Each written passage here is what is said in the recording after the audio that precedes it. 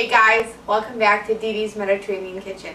Today I'm going to be making one of the most famous dishes in the Middle East. It's the best sandwich you'll ever have. I love it. It's called shawarma. I'm making the beef shawarma, which is tender and juicy and oh so good. For this recipe or any of my other recipes, go to www.dedemed.com. You can also go to my store and buy some of the spices that are there if you can't find them in your local grocery store. Now, what we're going to start off with is the beef. You're going to want filet. Filet is the most tender meat or beef that's out there. It's really juicy. It doesn't have a lot of fat in it. If you can't find filet, you can use strips of carne asada meat that's pounded and tenderized and then cut into fine strips. Now the way we're making this shawarma is not on the stand-up roaster that you see at the restaurants. This is the way you make it at home.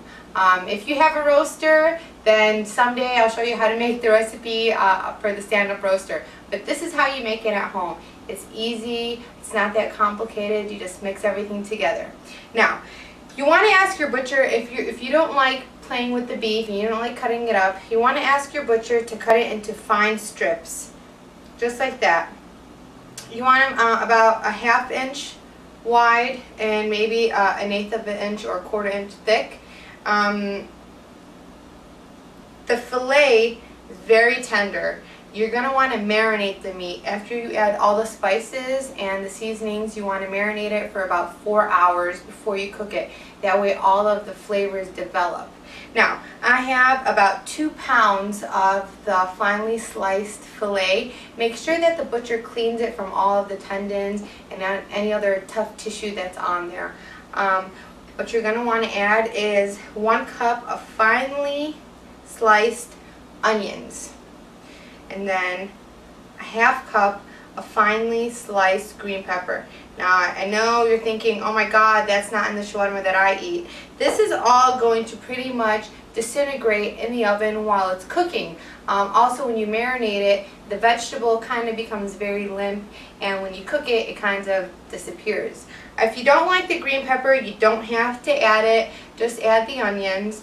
Some people also like to add jalapeno. I'm going to keep it cool and no jalapeno. Now the spices and the seasoning you're going to need are 1 tablespoon of salt, 2 cloves of finely minced garlic, 1 teaspoon or 1½ teaspoon of 7 spices. I like to add a little kick, so I'm going to add a 1/4 teaspoon of cayenne pepper.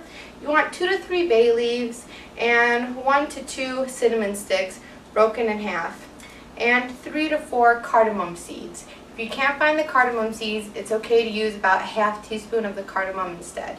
Now, you want to add all of this to your meat mixture. Make sure you get it all in there. If you can't find any of these spices, of course you know you can buy them on my website. Start to mix it in just a little bit. Then we're going to add our liquids. You want about 1/3 of a cup of lemon juice.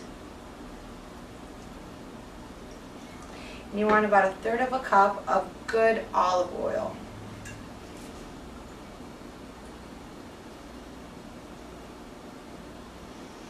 And you want to add some freshly ground black pepper.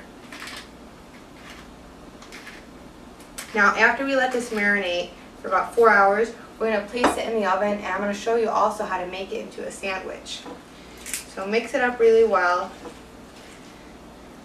Be careful after you cook it not to add the cardamom seeds. Some people do like to eat them. I personally do not like to eat them. You want to remove the bay leaves and you want to remove the cardamom seeds after you cook it so that it doesn't end up in somebody's sandwich. So mix it up really well. If you don't like to use your hands, you don't have to, but it's not that bad. You just wash your hands afterwards.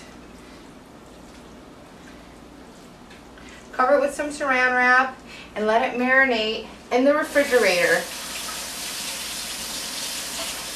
for about 4 hours. After you let it marinate, you want to cover it with some aluminum foil and put it in a 400-degree oven for about 40 minutes covered. After it cooks for about 40 minutes, you want to take off the aluminum, remove the aluminum. If you see that there's a lot of juice in the shawarma, you want to pour off some of those juices. You could pour them off in the sink, or you can just remove them with a spoon. And you want to turn over the shawarma a little bit after the 40 minutes. Leave it uncovered in the oven for another 20 minutes, and then take it out of the oven